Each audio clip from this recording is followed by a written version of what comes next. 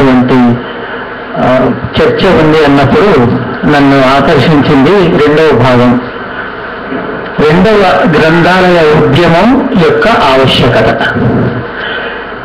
గ్రంథాలయాలు ఇట్లున్నాయి, ఇక అట్లా ఉంటాయి, ఇలా ఉండాలి అని మనం తెలిసిన విషయాలని మరొకసారి మాట్లాడుకోవడంలో పెద్ద ఉపయోగం లేదు.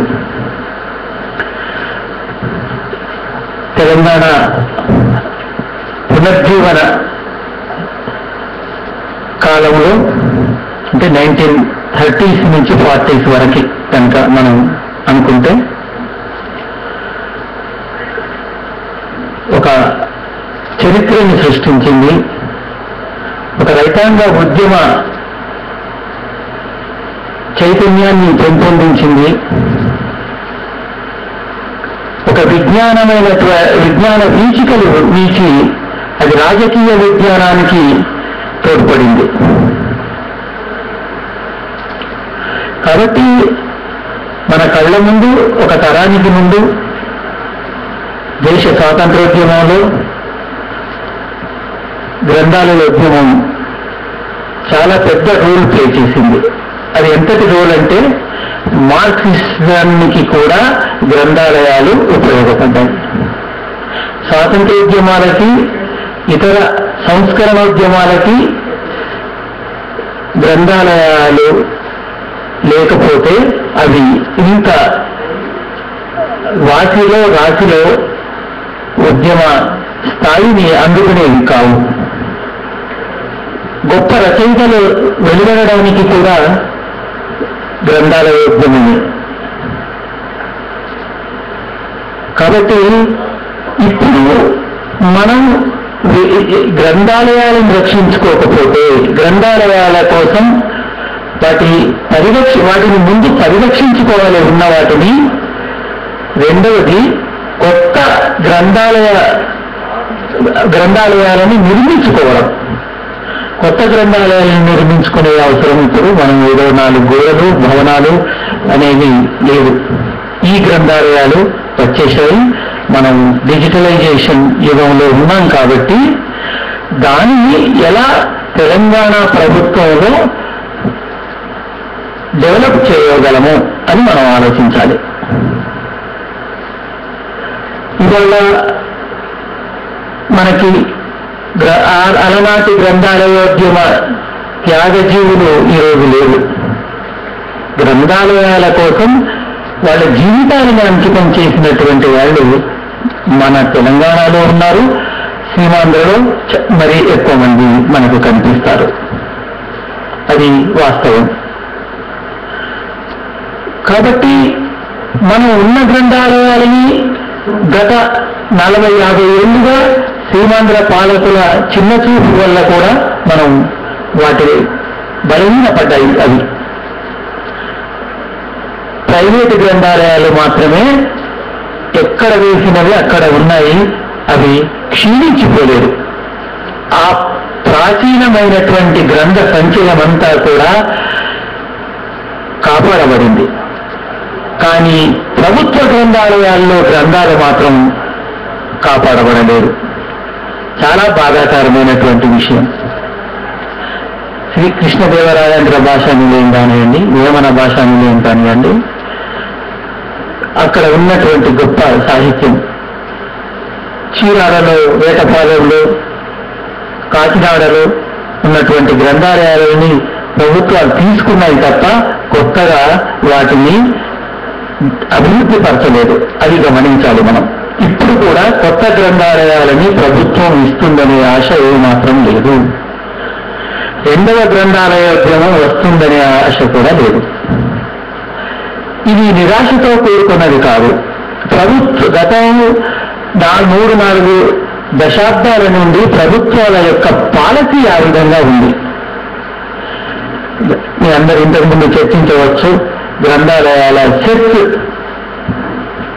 మనకు ఎక్కడికి పోతున్నది అనే విషయాన్ని మనం సుధాకర్ గారు కోట్ల రూపాయలు పబ్లిక్ సొమ్మును పబ్లిక్ లైబ్రరీస్ కి కాకుండా ఎక్కడ వాడబడుతున్నది, ఎందుకు వాడబడుతున్నది, దీనిని మనం ఆపగలమా? మన పాలకులతో, మన ప్రభుత్వాలతో మనం పోరాటం చేయగలమా? చేస్తే ఎలా చేయగలము? ఇవాళ మన మధ్యతరగతి నగర వాసుల చాలా మందికి ఇంటర్నెట్ సౌకర్యం ఉంది, కంప్యూటర్లు ఉన్నాయి, కాబట్టి మనకు పెద్దగా గ్రంథాలయాలకు వెళ్ళే అవసరం తగ్గిపోవచ్చు.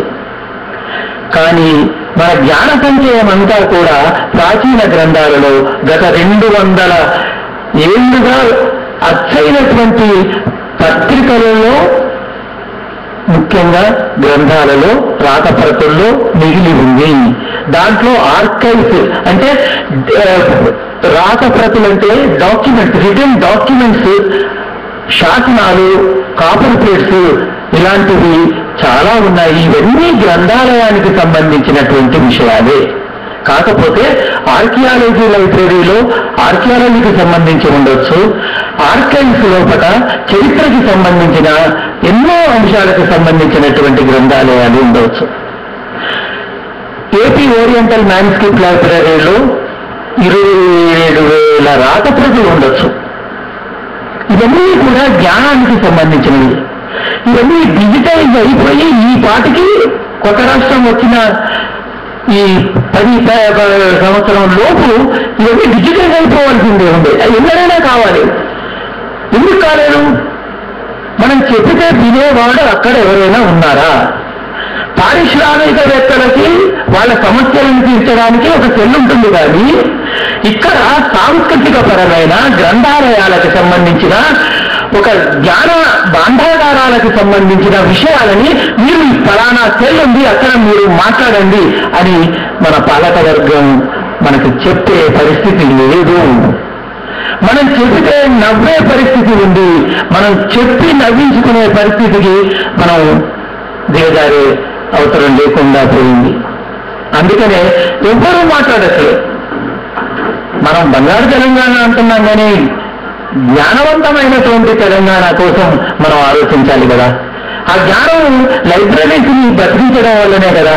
ఇవాళ మీరు ఒక్కరోజు ఉదయం 12 గంటలకి 8 నుంచి మీరు సిటీ సెంట్రల్ లైబ్రరీకి పోండి. 3,000 మంది విద్యార్థులు కాంపిటేటివ్ ఎగ్జామ్స్ కోసము లేదా ఇతర చదువుల కోసము కుర్చీలు కొనుక్కొని వాడు లాక్ చేసుకొని అక్కడ కూర్చొని బయట 3,000 మంది చదువుతున్నారు. అఫ్జల్గంజ్ లైబ్రరీకి పోండి, లైబ్రరీలో ప్రవేశం లేదు వాళ్లకు. కూర్చొని చదువుకోవడానికి స్థలం లేదు. పల్లెటూరు నుంచి వచ్చినటువంటి వాడు ఒక రూములో 10 మంది ఉండి ఇంత వండుకొని తిని బయటికి వచ్చి ఆ గ్రంథాలయాల్లో కూర్చొని ఆ చెట్ల కింద ఆ చీకటిలో ఒక్క లైట్ కింద 20-30 మంది కూర్చొని చదువుకునే పరిస్థితి ఉన్నదంటే గ్రంథాలయాల అవసరం పెరిగింది, మనలాంటి వాళ్లకు కరిగింది. మనం మన గురించి కాకుండా ఒక కొత్త తరం, అది పోటీ పరీక్షలు అనవనియండి, జ్ఞానానికి సంబంధించినవనియండి, వారికి పుస్తకాలు కొనుక్కొని చదవలేరు. తెలుగు అకాడమీ పుస్తకాలు కొని చదవలేని పిల్లలు ఆ గ్రంథాలయాల్లో మనకు కనిపిస్తారు. అంటే పుస్తకాల అవసరం అంటే చదువు పెరిగింది, విశ్వవిద్యాలయాలు పెరిగినాయి, కానీ దానికి తగినంతగా కళాశాలల్లో పుస్తకాల సంఖ్య పెరగలేదు. బయట పౌర గ్రంథాలయాల్లో ఆ పుస్తకాలు కొనరు, వాటికి ప్రవేశం కూడా లేదు. ఉన్న పుస్తకాలని వాళ్ళు పరిరక్షించరు. అంటే బౌండ్ చేసి జాగ్రత్త చేసి పెట్టే పరిస్థితి కూడా లేదు. పుస్తకం కొనడమే గగనం అంటే పుస్తకం విలువ అంత అవుతుంది బౌండ్ చేయిస్తే. ఇంతకుముందు మనకు ప్రతి పుస్తకం బౌండ్ చేసి ఉండేది, ఆ పుస్తకాలే మిగిలాయి. మనకు చెదపురుగులు పట్టి కొన్ని 100 గ్రంథాలు నాశనమైపోతూ ఉంటే కూడా అవి తుడిచేటువంటి ఉద్యోగులు లేకపోతే గ్రంథాలయం ఎట్లా నడుస్తుందండి? ఒకవైపు ప్రభుత్వం ఈ చెదపురుగుల పనే చేస్తున్నది. కాబట్టి ఇవాళ మన మేధస్సులకు కూడా ఒక చెదలు పట్టింది. మనం జ్ఞాన సంబంధమైనటువంటి అంశాలకు ప్రాధాన్యత ఇవ్వకపోవడం వల్ల ఎవరైనా దీని గురించి మాట్లాడేవాడు నగుబాటు పాలయ్యేటువంటి పరిస్థితి ఏర్పడింది. ఇది చాలా ప్రమాదకరం. కొత్త రాష్ట్రానికి మరింత ఎక్కువ ప్రమాదకరం. ముఖ్యంగా దిగువ తరగతి విద్యార్థులు చదువుకునే వాడికి కొంత ప్లేస్ని, కొంత స్థలాన్ని, కొన్ని పుస్తకాలని అయినా ఇవ్వకపోతే మన సంస్కారం, మన తెలంగాణ వచ్చి కూడా ఏమి ఉపయోగపడుతుంది అనేది చాలా బాధ వేస్తున్నది.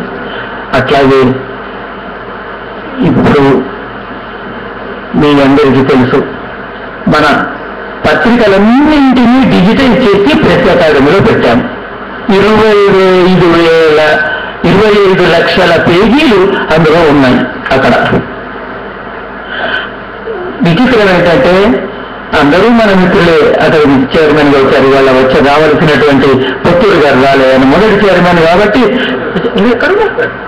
ఓకే, ఆయన వచ్చి ఇక్కడ చూసి చెప్పారు. ఆయన ఉన్నప్పుడు మాత్రం ప్రారంభమైనటువంటి డిజిటైజేషన్ కార్యక్రమం చేశారు తప్ప వాటిని పబ్లిక్ కి ఉపయోగించుకోవడానికి వీలుగా ఎలాంటి చర్యలు తీసుకోకపోవడం బాధాకరం. ఇప్పుడు అల్లం నారాయణ గారు వచ్చారు కాబట్టి మన రెజల్యూషన్ ప్రత్యేకంగా ఒకటి ఇచ్చి, బాబు ఒక 10 కంప్యూటర్లు పెట్టండి, ఏ పత్రిక ఏ సీడీలో ఉంటుంది, ఒక ఇండెక్స్ తయారు చేయండి. ఆ ఇండెక్స్ కి కావలసినటువంటి దాంట్లో భారతి ఉందనుకోండి, భారతి ఫలానా సంవత్సరం 1923 డిసెంబర్ అని కొట్టగానే మనకు ఆ ఇండెక్స్ రావాలి, అందులో ఉన్నటువంటి వ్యాసాలు రావాలి. ఆ విధంగా తయారు చేయడానికి అనువైనటువంటి సంస్థ ప్రెస్ అకాడమీ. ఆ ప్రెస్ అకాడమీలో తెలంగాణ పత్రికలు కరువు. మంచి పత్రికలు డిజిటల్ చేయలేకపోయారు. మామూలు పత్రికలు చాలా వరకు ఉన్నాయి, అయినప్పటికీ కూడా వాటికి యాక్సెషన్ లేకపోవడం అనేది బాధాకరం. ఇలా మనం ఆలోచించి చూస్తే చాలా స్పెషలైజ్డ్ లైబ్రరీస్ కూడా చాలా అన్యాయం అయిపోతున్నాయి. గొప్ప గొప్ప వరల్డ్లో, ప్రపంచంలో ఎక్కడా లేని మంచి పుస్తకాలు ఉన్నటువంటి మన గ్రంథాలయం, ఆ గ్రంథాలయ స్టేట్ సెంట్రల్ లైబ్రరీ ఎలాంటి పరిస్థితిలో ఉందంటే కొన్నిసార్లు మమ్మల్ని ఒక 2 లారీల స్క్రాప్ ని ఇది అమ్మి వేయాలండి, మిమ్మల్ని కమిటీలో వేస్తున్నామని అన్నారు. అంటే కమిటీలను బాగుపరచడానికి, సంరక్షించడానికి కమిటీలు వేయాలి కానీ పాడైపోయిన వాటిని అమ్మడానికి మాత్రమే కమిటీలు వేసేటువంటి పరిస్థితి వచ్చింది. అవన్నీ పుస్తకాలు, పాత పత్రికలు చెదలు పట్టి పాడైపోయినటువంటి వాటిని లారీలో ఎక్కించి బయటపడేశారు. ఇది పరిస్థితి. ఇది చాలా బాధాకరమైన పరిస్థితి. రాబోయే తరాలకు జ్ఞానాన్ని అందించడానికి కొత్త లైబ్రరీ వ్యవస్థని మనము ఆశించవచ్చా? ఈ ఆశించడానికి ఉద్యమం అంటే ఉద్యమానికి నడుం కట్టడానికి ధైర్యం కావాలి, త్యాగం కావాలి, సంకల్పం కావాలి. ఇవి ఉన్నవాళ్ళు ఉన్నారా అనేది ప్రశ్న. తెలంగాణ కోసం చేశాము, తెలంగాణ వచ్చిన తర్వాత మనం ఏ రంగాన్ని పట్టించుకోవట్లేదు. మనం చర్చిస్తున్నాం తప్ప దాన్ని ఆచరణలోకి, దానిని సాఫల్యతలోకి మార్చుకునేటువంటి పరిస్థితి లేదు. ఆట ఆడుకున్నాం కానీ గోల్ కావట్లేదు.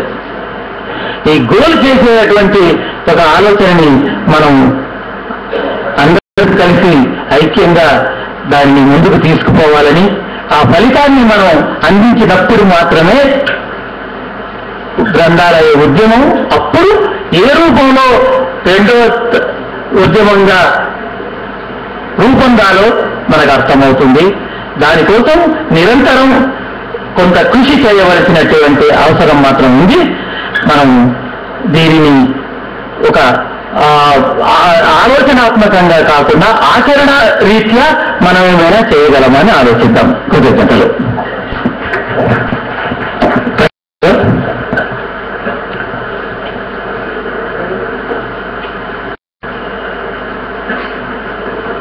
ఇప్పుడు బిఎం రాము గారిని మాట్లాడాల్సిన కూర్చున్నాను. తర్వాత మీరు మాట్లాడతారు.